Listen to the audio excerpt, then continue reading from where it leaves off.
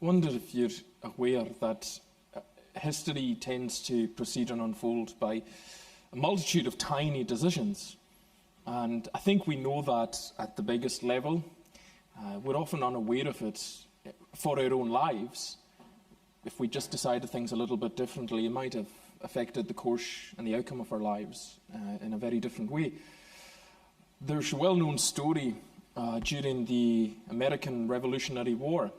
There was a marksman named Patrick Ferguson. He was part of the British Army. This is at the time when America was trying to establish their independence from Britain. And he was an absolutely top-rated marksman. He was a sniper before it was even a recognised thing. He could hit someone from very far away. And there was a day when he found himself on guard, and in the distance he saw two American officers riding on horseback. But this man had a really sort of high ethical code for himself, and they had their backs to him, and he'd always decided that he was never going to take out an enemy who had their back to him. So he told his company around him to stand down, that they weren't going to take those officers out. They learned sometime later, those two officers, it had been George Washington, the general of the American forces, and he's the father of America, basically. Had that shot been fired that day, the entire course of history could have changed. But sometimes we don't know that when we're in the moment. Sometimes we don't know the choice that we're presented with to kind of do the right thing or otherwise, what effects it may have. And just one of these instances is what we have in chapter 24. The last time we were with David, he had beaten Goliath. He has this enormous victory. And since then, he's kind of become a national celebrity. They start singing songs about him, and he's able to keep leading people into battle because, as we saw, he's an excellent military officer. He knows what he's doing, and he's a good tactician.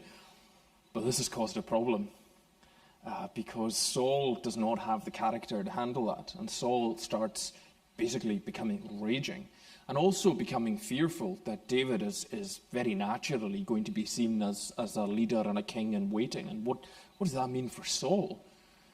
So he starts hunting him down.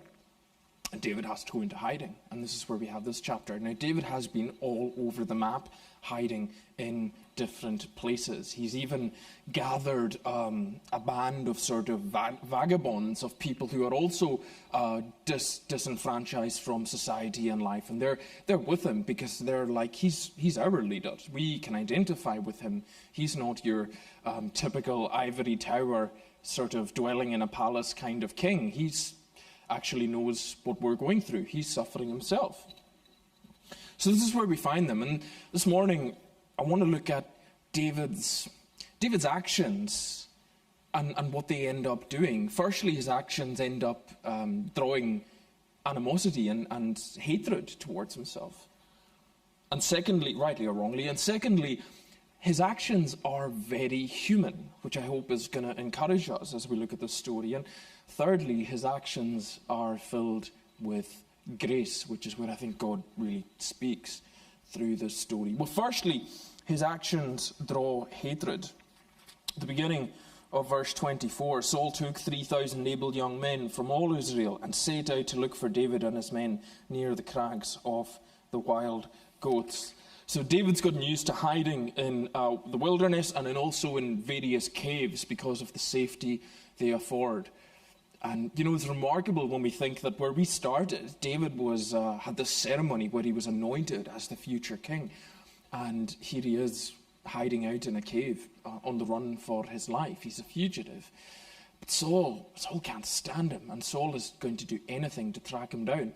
Now, in the chapters in between last week and this week, Saul has tried to take David out with his own spear a couple of times. He's just lost the plot and thrown it, and David's managed to slip out of its way. Saul has also become, if you like, sort of paranoid and obsessed with David. He has gone to different towns looking for him, and if anybody was found to help David out, there were a group of about 75 or 85 priests that had helped David by giving his men supplies, and Saul just killed the whole lot of them for helping him. Not only that, but I think what's actually the worst about this dynamic between David and Saul is telling outright lies about David. He's lying about his character and his motives and who he is, because in in chapter 22, Saul says, "None of you is concerned about me." He sounds pathetic, doesn't he? "None of you is concerned about me, or tells me that my son has incited my servant," that's David, "to lie and wait for me, as he does today." So Saul's story, as he goes about Israel, is saying, David's actually trying to assassinate me. He's trying to take the kingdom by force. That's the kind of guy he is. Now, we have the whole story, and we know nothing of the sort is true. David has actually been the one being hunted. But that's just such a typical human tendency, is when somebody, we can't stand them, and they're the object of our ire and anger, is to just try and tell everyone else what a terrible person they are and twist their character, because that'll bring more people onto our side. And that's exactly what's going on here. But not only that, Saul, see how many men he took for this mission? David's only got a few dozen. Saul's taken 3,000 guys on this. That's an enormous military campaign just to get a guy. He's using the weight and the muscle of his kingdom and his military operation to try and crush this one person and the people that hang around him, the poor. I mean, it's people who are in debt mostly who are hanging around David. And this is just a really poignant but also an unsavory lesson tucked away here in the Old Testament, because all too often this happens, where the weight and the might of power, politically and militarily and in the world, is used to crush those who have very little power as well. I mean, think of recently when we had the coalition government and our country was in loads of debt because of the financial crisis of 2008. And what was the decision? Well, let's bring in universal credit and let's hammer some of the people who are the poorest and the disabled. Let's do that to cut our bills and sort it out and drive them probably to the brink of, or often to suicide itself, rather than go after people who have actual fabulous wealth and power and quite often don't even pay their basic taxes. Happens too often. And that's why with great power comes great responsibility, and so few handle power well, because the temptation is to do what's easy, expedient, what feels good for us, rather than what genuinely serves the weakest and the most disaffected. But I think on a personal level, the hardest thing about this is feeling like we're sometimes on the run, because I'm sure many of us have had the experience of our character being misrepresented. Because why? Well, what's David's problem? What's he doing that's so annoying to Saul? He's being himself. David is a good warrior, and he decides not to hide that. It's just the way God has made him. David, he's kind of that kid in school. Do you remember that kid in your class who was good at everything? They were good at maths, they were good at language, then they went out onto the football or the hockey field and they were good at that too. And be honest, you kind of hated them a little bit. It's an extreme version of that. And it's not David's fault. All he is doing is being himself. And he's got character as well. He loves God, so he's not going to take the chance to take Saul out, not at this juncture anyway. And all that is just maddening for Saul. And he's thinking, well, I can't match his character, and I can't actually make people love me anymore because I'm not that great a person, so I'll just get rid of him, and that'll solve the problem. It doesn't solve the problem, but that's his only crime.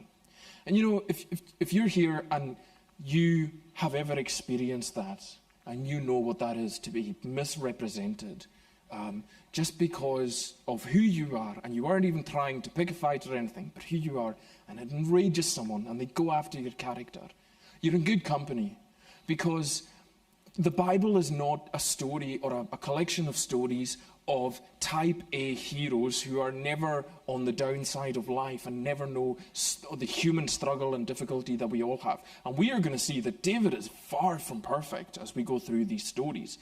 But here he knows what you and I know of sometimes being misrepresented. And this goes all the way through to the New Testament, where one of the main descriptions of Jesus is somebody who was completely misunderstood by those around him, and indeed completely misrepresented, because people couldn't stand him for who he was. People couldn't stand David or Jesus because, by contrast, it showed up how little character they had. And they didn't like that, and humans don't like that. But if that's you, then it's good news, because you are in good company. The Bible gives you this reassurance that that's actually not a strange thing to happen in the world. That's perfectly normal. And, it always blows my mind about the way Jesus, if he's God, he could have chosen to come in any way and represent God to us as humans in any type or form that he chose. And he chose to be, as Isaiah says, a man of sorrows, acquainted with grief. He came to his own people and they didn't understand him or understand what he was trying to do. So they killed him. That's the God that's offered to you in the scriptures and in the gospel. Jesus is offered to you as one, look, I know what it's like for you to be misrepresented, but I was misrepresented. And the adventure of Christian discipleship is being on the road with a God who knows exactly how bad that is, being down there, and who comes alongside you in that. David's crime, his actions through hatred, simply because he was being what God made him to be. And in some sense, if you're going to commit a crime, that's the best one, to be who God made you to be. But then secondly, David's actions are deeply human. We do not have this sort of sugar-coated version of any of the quote-unquote heroes in the Bible. So his mates are saying to him, this is the day the Lord said, I will give your enemy into your hands for you to deal as you wish. So they're saying, David, go get him. This must be God's will. He's coming into the cave. He's going to use the toilet. He's got no idea that you're here. Go get him. So he's got that George Washington moment where he's able to take him out. Then David crept up unnoticed and cut off a corner of Saul's robe. So David would have been good in the SAS, because how skilled would you have to be for someone not to notice you doing that?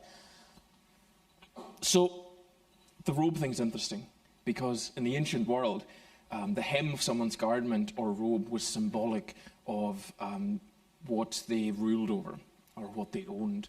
A bit like we still kind of have this in regal societies where the train of the robe, kind of symbolizes length and power and majesty.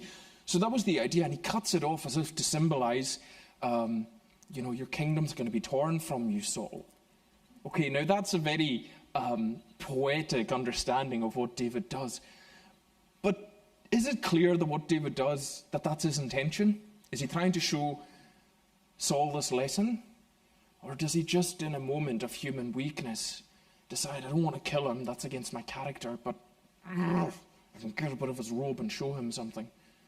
I think that's what happens, because then immediately after, in verse 5, David was conscience-stricken for having cut off a corner of his robe. And he said to the men, the Lord forbid that I should do such a thing to my master, the Lord's anointed. I think it's obvious that David has a moment of passion. He loses his head a little bit, not enough to kill him. But my goodness, who cannot relate to that? Especially, think of what's true for David. He's been completely gaslit by Saul, because Saul is going around saying, oh no, David's the one that wants to kill me. I don't know what his problem is. And that's news. Saul is telling that to anybody that'll listen. So his very integrity and character have been called into question. And the most natural thing in the world in that situation is to go, well, I'm going to fight back a little bit. I'm going to tell people what actually the situation is, and I'm going to tell them what that person is actually like, and that they're lying, and they shouldn't be trusted. And before you know, you descend into the same game that they're playing, and it's not Christian. David does that in a moment of weakness. But here's what I think is cool about what happens here. Even if David didn't mean to do that as any kind of symbolic lesson, even if this is just a momentary lapse on his part, it is symbolic. Saul ends up using these very words, that the kingdom is going to go to David, that he knows that's what's going to happen. In chapter 15, a similar thing happened between Saul and Samuel. A robe gets cut and it symbolizes that Saul's going to lose the kingdom. Right, so here's the takeaway for you and me. In the Christian life, we often will get it wrong. You will lose your composure. You will lose your integrity, maybe, at times. You'll know, like me, the experience of blowing it, of doing what you know wasn't pleasing to God and certainly wasn't kind or helpful to others around you. But God uses that as a gesture here of something symbolic of what he's going to do, what his plans are. God can use your momentary lapses, your mistakes, your lacking in integrity. That's the exciting thing about being on a journey with him. God can and will use all of that for what he is planning to do in your life and on the journey that you're on. David was very human, and you and I are very human. And in some sense, it says in Psalm 103 that God is compassionate and merciful. He knows our frame. He remembers what we're made of. He remembers that we're dust. He remembers that we struggle to keep our head about us when people are lying about us. He remembers that we struggle with all manner of difficulties. And he doesn't give up on us when we go through those difficulties and make mistakes. Indeed, a lot of the story of my life, and maybe yours, is that he has used my mistakes to help me move forward, to continue to work in my life and in the life of others. David's actions throw hatred. David's actions are very, very human. But lastly, and most briefly, David's actions are just saturated in grace.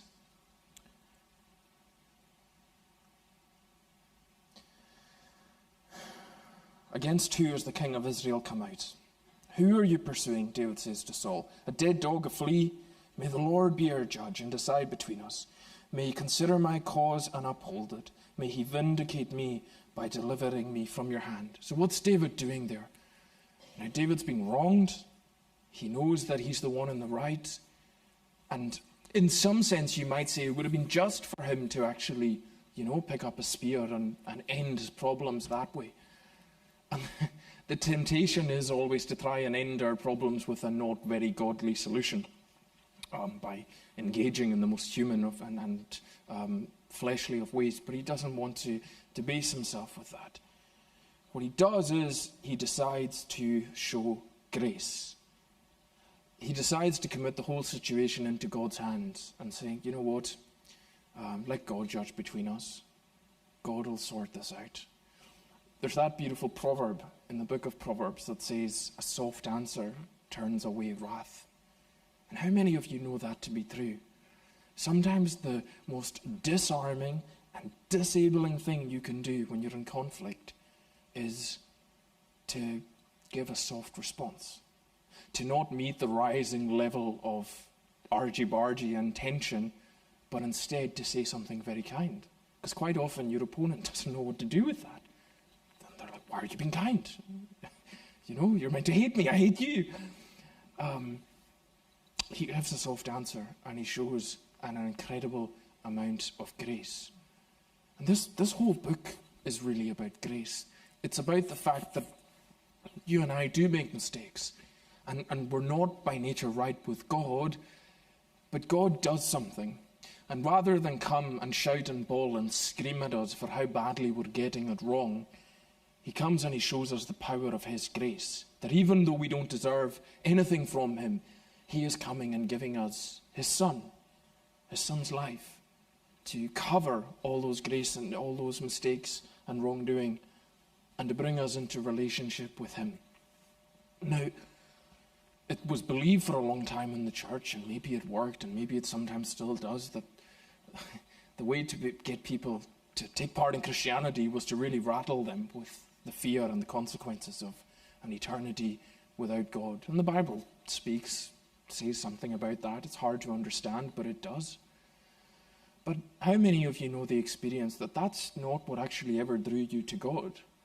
What drew you to God was this really hard to believe level of unconditional acceptance and love. The no strings attached love of God. The knowledge that the one who has made the entire universe and indeed made you, wanted to have some relationship with you and would accept you on your worst days as well as your bad. Even the best of our human relationships do that. And that is what we mean by the grace of God, because that's what God offers to show to every one of us through the gospel. That's why Jesus spreads his arms out and dies, in a symbol of openness, of complete vulnerability, of taking on shame on our behalf. It covers us, because then he says to us, you don't have to be ashamed anymore.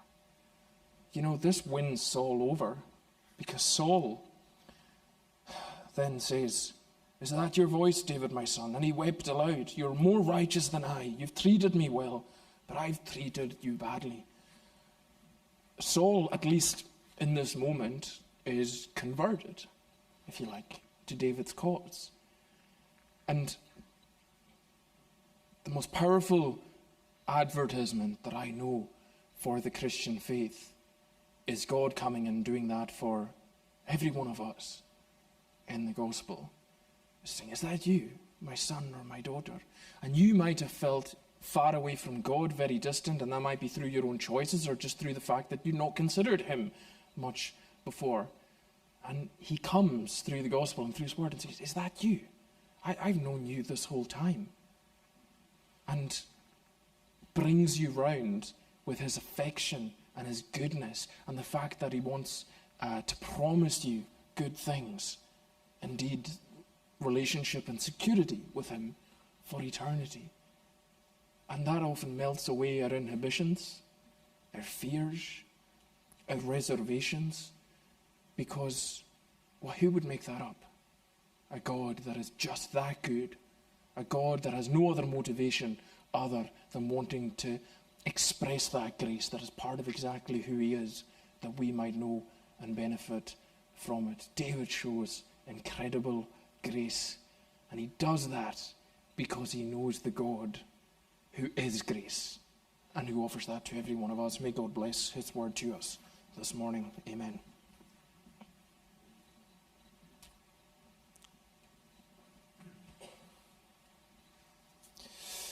We're going to respond